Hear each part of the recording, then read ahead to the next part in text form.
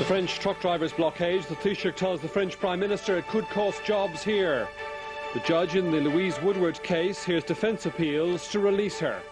And hundreds of district court cases are adjourned because of a loophole over summonses.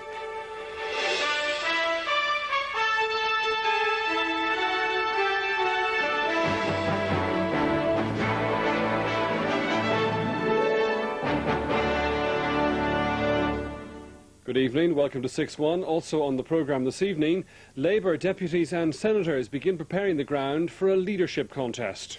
The family of a Catholic man beaten to death by loyalists last year call on the government to support their demand for an independent inquiry. And in sport, a caretaker manager for the Cavan senior football team. First, the Taoiseach has warned the French Prime Minister, Lionel Jospin, that a prolonged strike by his country's truck drivers could affect employment in this country. The government's concern at the two-day-old strike is outlined in a message which was agreed at today's weekly cabinet meeting. The Minister for Public Enterprise, Mary O'Rourke, has also been in contact with the European Union Transport Commissioner, Neil Kinnock, seeking his intervention. She claimed that Ireland had the most to lose from the dispute.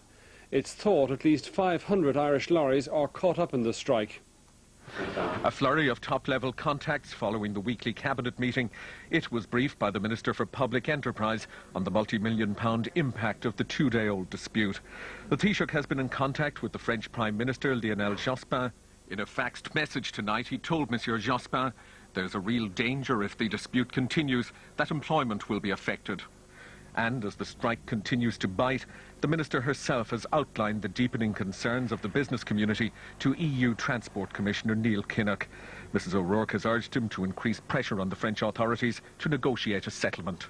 Ireland stands to be the country most disadvantaged. Our island status, the fact that we are reliant so much on road, and the fact that we have won so many in the last number of years good export contracts which we want to continue to build on. No one knows that better than producers of Irish lamb, 85% of whose exports go to France. Concerns, in fact, are growing right across the agriculture sector in particular. The reality now is that jobs are at risk. I think that if the dispute isn't resolved within the next 3 or 4 days, I think that, yes, certain companies in particular sectors will have to start looking at their production process and will have to review their employment. And what's becoming clear to industry right across Europe this evening is that so-called freedom of movement in a single market is all too easy to bring to a grinding halt. There's no doubt now about the inevitability of short-term layoffs if this strike continues.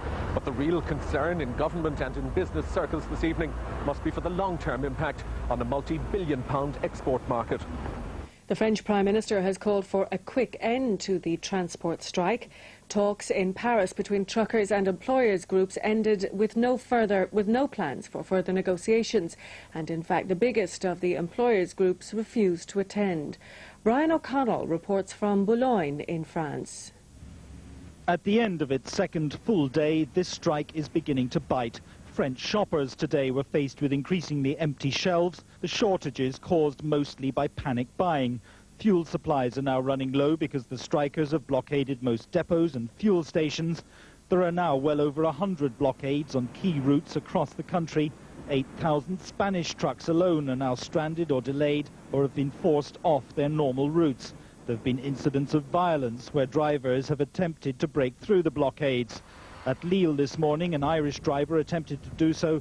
He was promptly arrested by the police, who later escorted him and his vehicle across the border into Belgium. So far, all negotiations have failed. A meeting between truckers and employers this morning broke up after 2 hours with no date set for further talks.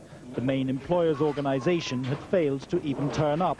As France's communist transport minister met unions this afternoon, he's broadly sympathetic to the strikers' pay claim.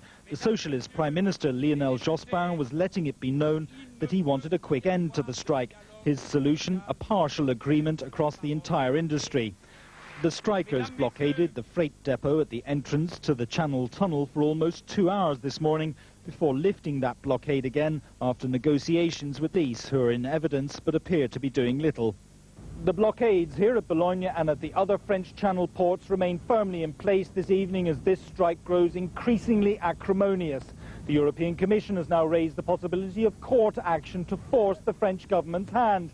However, apart from keeping France's international borders open,